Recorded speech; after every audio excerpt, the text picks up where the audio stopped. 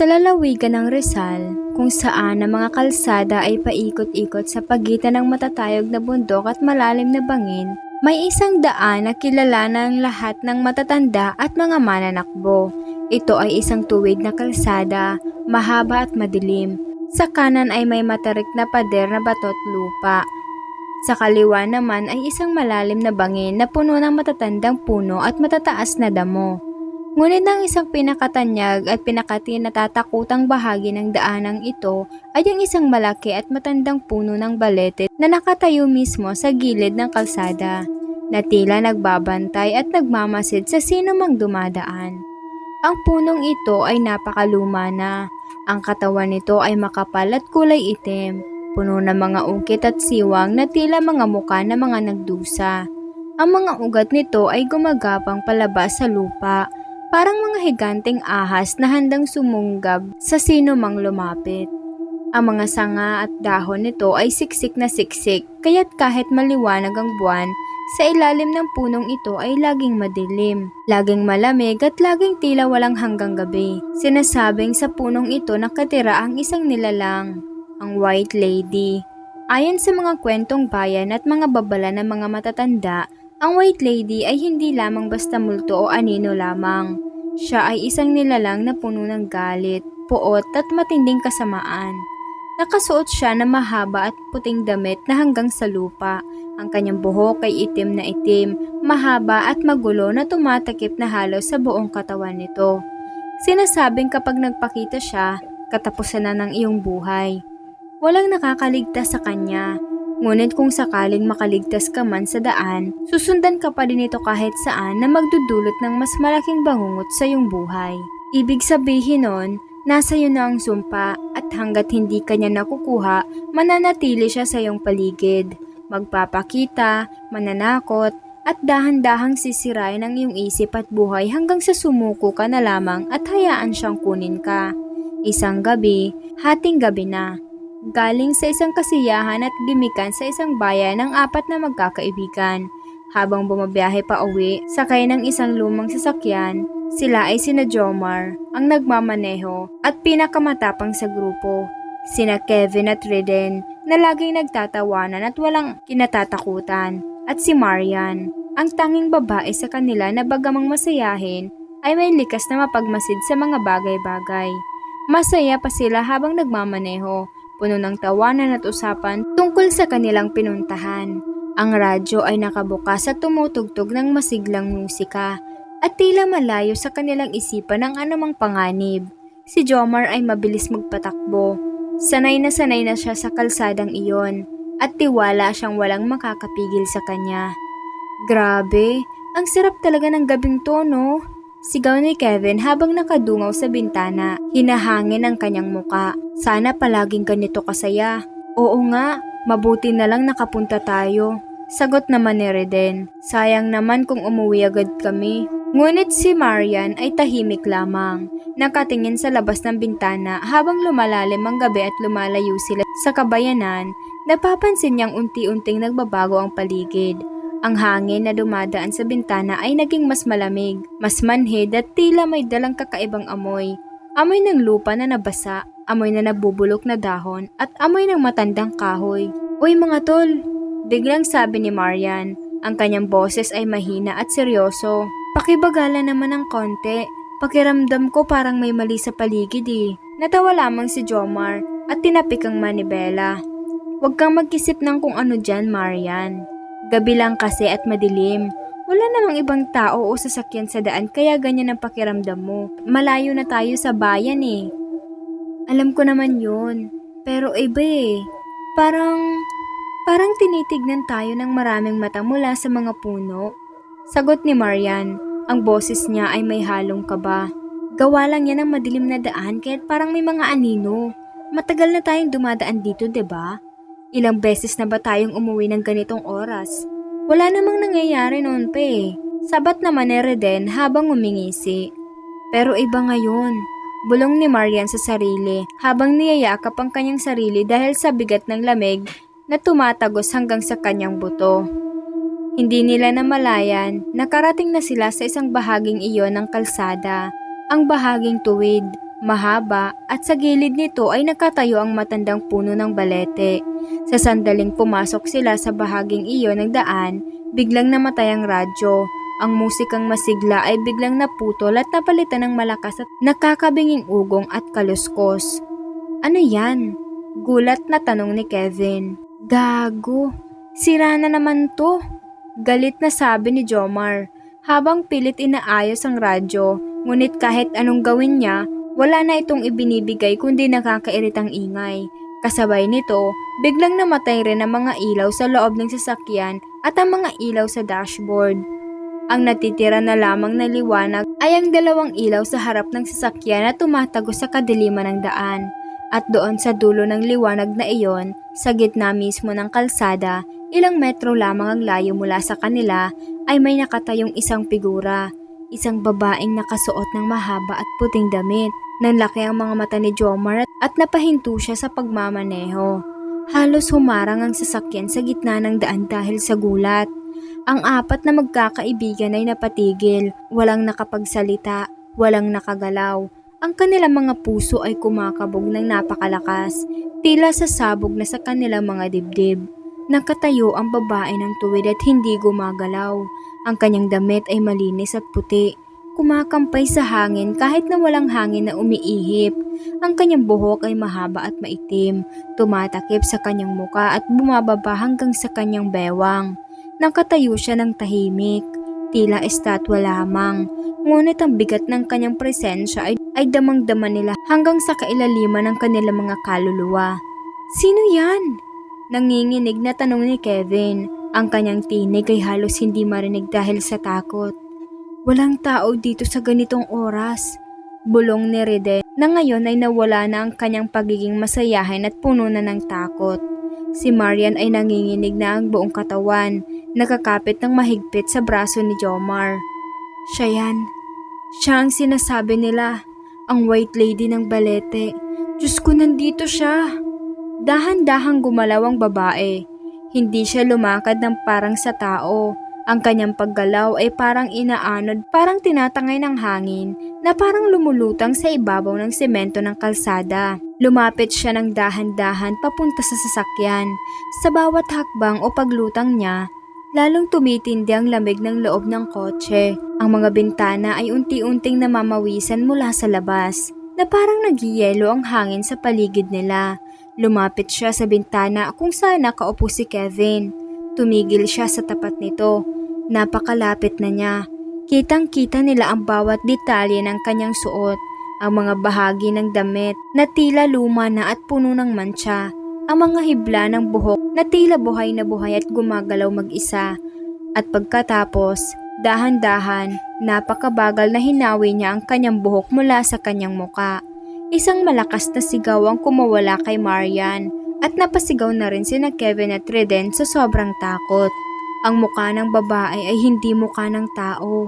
Ang kanyang balat ay maputi at namumutla, parang bangkay na ilang araw na sa tubig. Ang kanyang mga mata ay walang puti, walang itim, puro pula, nagliliyab na pula na tila apoy ng impyerno. Nakatitig ng diretso sa kanila na puno ng matinding puot at galit. Ang kanyang bibig ay napakalaki, nakabuka ng husto na parang mapupunit at sa loob nito ay makikita ang daang-daang matatalim at mahahabang ngipin na parang sa hayop na kumakain ng laman. Ang kanyang ilong ay halos wala na at ang kanyang buong muka ay puno ng mga guhit at hiwa na tumutulo ng maitim at mabahong likido. Umalis na tayo dito, Diyos ko! Umalis na tayo! Sigaw ni Kevin na halos mawala na ng ulirat. Si Jomar, bagaman takot na takot, ay napaatras muli ang sasakyan at mabilis na pinaandar ito ng malakas. Humawa kayo ng mahigpit, huwag kayong lilingon, huwag niyo siyang titignan. Sigaw niya habang pilit na pinapakalma ang sarili upang makapagmaneho ng maayos. Habang tumatakbo ang sasakyan palayo, nakita nila sa salamin sa likuran na ang babae ay hindi na natili sa pwesto. Lumutang siya at sumusunod sa kanila. Mabilis siya, napakabilis. Kasing bilis ng sasakyang umaandar ng mahigit 100 kilometro bawat oras. Nakabuntot siya sa likod nila, lumilipad sa ere. Ang kanyang mahabang buhok ay kumakalat na parang mga galamay na gustong sumunggab sa sasakyan. Hindi siya humihiwalay sa atin. Andyan pa rin siya. Sumusunod siya sa atin. Tarantang tura ni Reden habang nakalingon sa likod. Hanggat hindi tayo nakakalayo sa punong iyon, hindi tayo ligtas. Sigaw ni Jomar habang buong lakas na pinapaikot ang manibela. Ilang minuto pa ang lumipas hanggang sa lumayo na sila ng sapat mula sa lugar ng puno. Unti-unting nawala ang figura ng babae sa likuran nila at ang radyo ay biglang bumalik sa dati. Tumutugtog muli ng musika. Ang ilaw sa loob ay bumukas at ang lamig ay unti-unting nawala. Hingal na hingal silang lahat. Pawisan at nanginginig pa rin dahil sa nakita nila. Tangina! Nakaligtas tayo! Bulong ni Kevin habang hawak ang kanyang dibdib. Nakita ko siya. Nakita ko talaga siya. Akala ko katapusan ko na. Sinabi ko na sa inyo ang mga kwento. Sinasabing kapag nagpakita siya, katapusan mo na. Pero natatakot pa rin ako. Natatakot ako sa sinasabi ng mga matatanda. Na kapag nakita ka niya at nakatakas ka, susundan ka niya kahit saan. Sabi ni Maria na may halong takot at kaginhawahan ng boses. Hayaan mo na yun, nakalayo na tayo. Wala na siya, nasa bahay na tayo maya-maya lang. Ligtas na tayo dun. Hindi siya makakapasok sa bahay ng tao. Sabi ni Jomar bagamat may halong kaba sa kanyang dibdib. Ngunit mali sila. Lubos silang nagkamali. Dahil ang sumpa ng White Lady ay hindi natatapos sa kalsada. Ito ay nagsisimula pa lamang. Ilang araw ang lumipas at ang nakakatakot na pangyayaring iyon ay tila unti-unti nang nabubura sa alaala ng magkakaibigan. Sinikap nilang kalimutan ito. Nagpanggap silang wala silang nakita at ipinalagay nilang guni-guni lamang o dulot ng alak at pagod ang lahat. Ngunit ang katotohanan ay nakabantay lamang sa dilim, naghihintay ng tamang oras upang muling magpakita at tubusin sila isa-isa. Si Kevin ang unang nakaranas ng muling pagpapakita ng nilalang. Isang gabi, ilang oras na siyang natutulog sa kanyang kwarto. Tahimik ang paligid at ang tanging liwanag ay galing sa buwan na tumatagos sa bintana. Sa kalagitnaan ng kanyang tulog, nagising siya dahil sa matinding lamig. Napakalamig, parang nasa loob siya ng isang malaking yelo. Ang kanyang kumot ay nasa sahig na at ang kanyang katawan ay nanginginig sa ginaw. Binuksan niya ang kanyang mga mata at sa unahan ng kanyang kama sa tabi ng bintana, nakita niya ito. Nakatayo doon ang White Lady. Nakatalikod dito sa kanya. Ang mahaba niyang buhok ay nakalaglag pababa at ang kanyang puting damit ay kumakampay kahit nasarado naman ang bintana at walang hangin sa loob ng kwarto. Nagpupumilit si Kevin na sumigaw, gumalaw o tumayo. Ngunit hindi niya magawa. Siya ay nakaratay sa kanyang higaan. Parang may mabigat na bagay na nakadagan sa kanyang buong katawan. Ang kanyang dila ay parang nakatali at ang kanyang baga ay hindi makahinga. Parang may sumasakal sa kanya.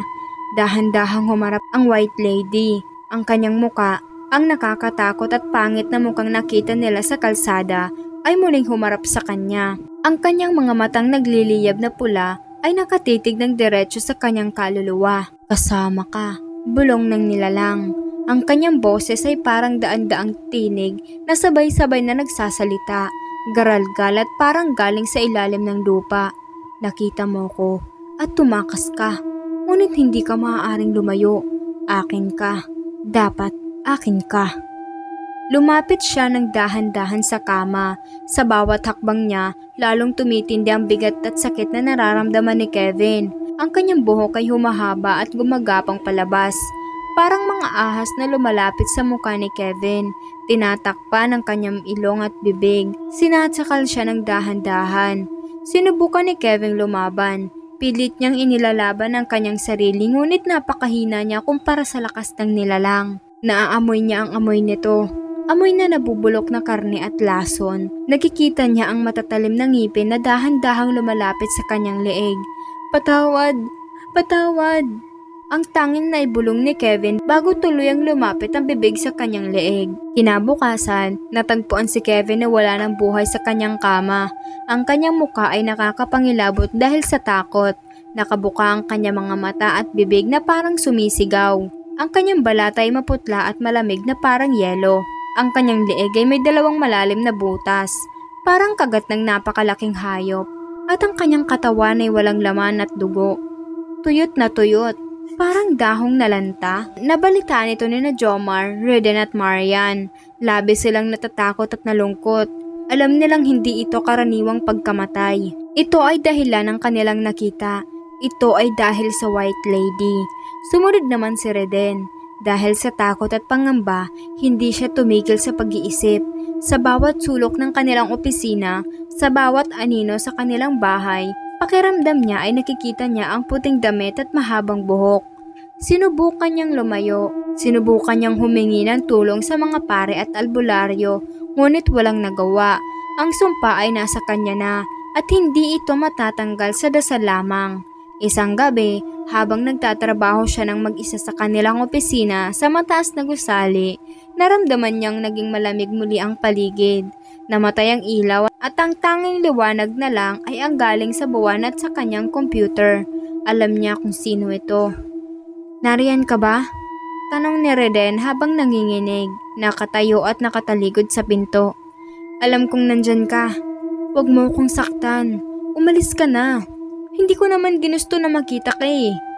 Walang sumagot, ngunit narinig niya ang tunog ng mga hakbang. Mahihinang tunog ng mga paang walang timbang papalapit ng papalapit. Lumingon siya. Nakatayo ang White Lady sa gitna ng madilim na opisina. Ang kanyang mahabang buhok ay kumakalat na sa sahig, gumagapang papunta sa kanyang mga paa. Ang kanyang mga mata ay nagliliyab na pula, mas matindi kesa sa noon. "Hindi ka makakatakas sa akin," sabi ng nilalang. Ang kanyang boses ay umalingaw-ngaw sa buong kwarto. "Sinubukan mong umalis. Sinubukan mong itago ang sarili mo. Pero akin ka. At kukunin kita kahit sa pinakamataas na lugar. Kahit sa pinakaligtas na silid. Wala nang ligtas na lugar para sa'yo." Sinubukang tumakbo ni Reden papunta sa pinto, ngunit nakalak ito. Sinubukan niyang basagin ang salamin, ngunit matigas ito parang bakal. Ang mga buhok ng White Lady ay mabilis na sumugod sa kanyang mga paa at kamay. Tinalian siya at hinila papalapit sa nilalang. "Si Kevin ay kasama ko na. At ikaw naman ang susunod." Ang huling narinig ni Reden ay ang nakakabinging tawa ng nilalang. Bago niya naramdaman ang matinding sakit sa kanyang leeg at ang dahang-dahang pag-alis ng kanyang buhay mula sa kanyang katawan. Kinabukasan, natagpuan siyang patay sa opisina at tulad ni Kevin, tuyot at walang laman ng katawan. Labis na natakot sina Jomar at Marian. Alam nilang sila na lang ang natitira.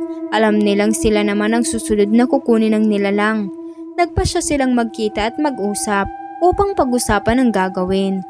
"Nakita mo na rin ba siya, Jomar?" Umiiyak na sabi ni Marian. "Isa-isa na tayong kinukuha. Isa-isa niya tayong kukunin. Sinabi ko na sa inyo noon pa man. Ang sinabi ng mga matatanda ay totoo.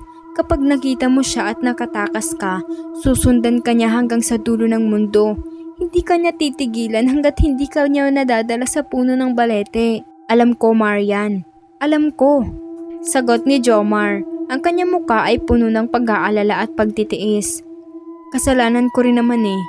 Kung hindi ako dumaan sa daang iyon, kung hindi ako nagmatigas, wala sanang nangyari sa kanila. Ngayon ay wala na tayong magagawa kundi harapin ito," sabi ni Marian. "Malapit na. Nararamdaman ko. Gabi-gabi ko siyang nakikita sa gilid ng aking kama. Gabi-gabi niya akong kinakausap. Sinasabi niyang susunod na ako at ikaw naman ang huli." At dumating ang gabi ng kanyang pagbisita kay Marian. Habang nasa kanyang bahay si Marian, sarado ang lahat ng bintana at pinto. Nakabukas ang lahat ng ilaw at puno ng mga dasal at rosaryo sa paligid. Akala niya ay ligtas siya sa loob ng kanyang kwarto. Akala niya ay hindi ito makakapasok dahil sa mga dasal at banal na bagay. Ngunit mali siya. Mula sa ilalim ng kanyang kama, doon ito lumabas. Dahan-dahang bumaba ang White Lady mula sa kisame. Parang gagambang bumababa mula sa kanyang sapot.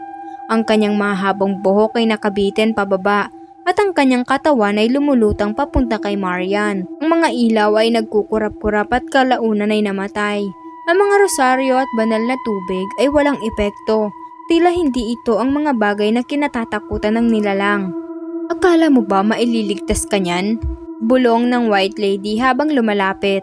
Ang kanyang muka ay nasa tapat na mismo ng muka ni Marian. "Wala kang Diyos na makakapigil sa akin." Ang puno ng balete ay mas matanda pa sa anumang simbahan, mas malakas pa sa anumang dasal. Ang mga nakakita sa akin ay akin, at ikaw naman ang sasama sa akin ngayon. Sinubukang sumigaw ni Marian, sinubukang lumaban, ngunit ang lakas ng nilalang ay higit pa sa kanyang inaakala. Ang mga buhok ay binalot ang buong katawan ni Marian, parang kumot na sumasakal at nagpapahina sa kanya. Ang huling narinig niya ay ang mga salitang, "Dadalhin kita sa puno. Doon ka titira kasama ko habang buhay." Kinabukasan, natagpuan si Marian na wala ng buhay sa kanyang kwarto. Tulad ng iba, tuyot at walang laman ang katawan niya, at ang kanyang muka ay nakakapangilabot sa takot. Ngayon ay si Jomar na lang ang natitira. Alam niyang siya na ang huli. Alam niyang anumang oras ay darating din ang nilalang upang kunin siya. Hindi siya nakatulog, hindi siya makakain, at saan man siya pumunta, sa trabaho, sa bahay, sa mga pampublikong lugar, nakikita niya ang puting damit sa gilid ng kanyang paningin. Naririnig niya ang kanyang tinig na tumatawag sa kanya. Tinatawag ang kanyang pangalan at sinasabing malapit na ang kanyang oras. Isang gabi, habang nasa kanyang bahay, naramdaman ni Jomar ang pamilyar na lamig. Ang lamig na dumudurog sa buto. Ang lamig na nagdadala ng amoy ng luma at nabubulok na kahoy. Dahan-dahang bumukas ang pinto ng kanyang kwarto kahit na nakalak ito. Sa bukana ng pinto, nakatayo ang White Lady. Ang kanyang anyo ay mas nakakatakot kaysa sa noon. Ang kanyang buhok ay mas mahaba, mas magulo at mas marami. Ang kanyang damit ay puno ng dugo. Dugo ni na Kevin, Reden at Marian. Ang kanyang mga mata ay nagliliyab na pula. At ang kanyang bibig ay nakabuka na parang handang lumamon ng buhay na tao. Natapos na silang lahat, sabi ng nilalang. Ang kanyang boses ay parang daang-daang sigaw ng mga namatay. Ikaw na lang ang natitira. Ikaw ang nagdala sa kanila sa daan ko. Ikaw ang may kasalanan. Kaya ikaw ang huling kukunin ko. Lumapit siya kay Jomar. Ang mga buhok ay nagsimulang gumapang palabas. Parang mga ahas na naghahanap ng makakapitan. Ang mga ito ay lumapit sa mga paa at kamay ni Jomar. Tinatalian siya at hinahatak palapit sa nilalang. "Bitawan mo ko!" Sigaw ni Jomar habang lumalaban. Pilit na inaalis ang mga buhok na bumabalot sa kanya. "Bakit mo ginagawa ito sa amin? Wala naman kaming ginawang masama sa iyo ah." "Ang makakakita sa akin ay akin na," sagot ng White Lady habang lumulutang papunta sa kanya. Ang kanyang nakakatakot na muka ay ilang pulgada na lamang ang layo sa muka ni Jomar. Ito ang batas ng puno ng balete. Ito ang sumpa na hindi matatakasan ng sinuman. Dinala mo sila sa akin, at ngayon, dadalhin kita sa aking tahanan. Doon ka mabubuhay na kasama nila, habang buhay na maglilungkod sa akin at sa puno. Napahiga si Jomar sa sahig habang hinihila siya ng nilalang palabas ng bahay, papunta sa labas, papunta sa dilim. Alam niya kung saan siya dadalhin. Babalik sila sa kalsada. Babalik sila sa matandang puno ng balete. Sinubukan niyang humingi ng tulong. Sumigaw ng malakas, ngunit walang nakakarinig sa kanila. Ang buong paligid ay tila namatay, at parang tanging siya at ang halimaw lamang ang nabubuhay sa mundong iyon. Habang hinihila siya palayo, nakita ni Jomar ang daan na kanilang dinaanan noon. Nasa unahan na nila ang matandang puno ng balete. Sa ilalim nito ay nakikita niya ang mga anino, mga figura ng mga tao na parang nakatali sa mga ugat at sanga. Mga anino ni na Kevin, Reden at Marian, at marami pang ibang anino ng mga taong nakita at nakatakas noon. Ngunit huli ring nakuha ng nilalang. "Dito ka titira," bulong ng White Lady habang hinihila siya papasok sa loob ng makakapal na dahon at ugat ng puno. "Dito ka na kasama namin habang buhay." Isang huling sigaw ang kumawala kay Jomar habang tinatanggap ng kadiliman ng puno ang kanyang katawan. At pagkatapos, tahimik na muli ang paligid. Walang ingay, walang tao, walang sasakyan. Ang matandang puno ng balete ay nakatayo pa rin. Sa gilid ng kalsada, tahimik at nakamasid, naghihintay sa susunod na sasakyan na dadaan. Sinasabing hanggang ngayon, kung dadaan ka sa bahaging iyon ng kalsada sa hating gabi, makikita mo pa rin ang White Lady na nakatayo sa ilalim ng puno. At kung mapapadaan ka at makikita ka niya, tandaan mo ang kwento ni na Jomar, Reden, Kevin at Marian.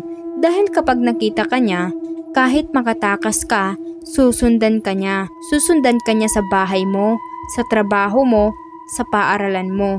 Hindi ka na niya titigilan hanggat hindi ka niya nakukuha. At sa huli, dadalhin ka niya dito, sa ilalim ng puno ng balete, upang maging isa ka na rin sa mga aninong naghihintay sa susunod na mapapadaan.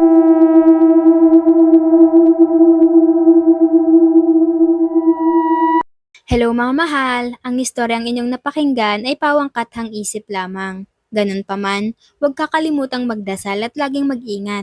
Huwag din kalimutang i-like, i-share, i-follow ang ating page at mag-comment sa ating story para ma-shoutout kita sa ating mga susunod na upload. Maraming salamat sa pakikinig. Ingat!